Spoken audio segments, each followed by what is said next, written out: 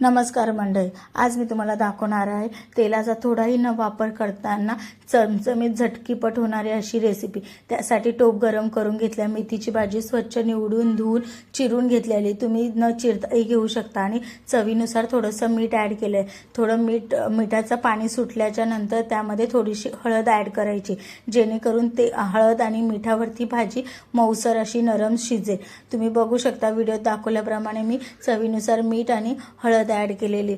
अशी 2 ते 3 मिनिटं भाजी कमी गॅसवरती वाफलून घ्यायची। ते हळद आणि मिठासोबत ती 2 ते 3 मिनिटांमध्ये भाजी मऊसर अशी शिजेल। ही पौष्टिक रेसिपी तुम्ही बघू शकता। शेंगदाणे, हिरवी मिरची, लसूण आणि जिरं ह्याचं मी बारीकसर वाटण करून घेणार आहे, जे आपल्या भाजीमध्ये ॲड करण्यासाठी। त्यामध्ये तुम्ही पाणीही ॲड करून हे वाटण तयार करू शकता। ही भाजी विदाऊट तेलाची, ही डाएटसाठी एकदम मस्त आणि चांगली रेसिपी आहे। लहान मुलांसाठी तुम्ही मिरची स्किप करू शकता आणि अशी रेसिपी नक्की बघा। तुम्हाला जर अशाच नवनवीन रेसिपी बघायला आवडत असेल तर माझ्या चॅनलला फॉलो करा, सबस्क्राइबर करा, बेल आयकॉन बटन दाबायला करा, जेणेकरून तुम्हाला माझे व्हिडिओ लगेच नोटिफिकेशन येणार। तुम्ही बघू शकता किती टेस्टी यम्मी अशी रेसिपी तयार आहे। धन्यवाद।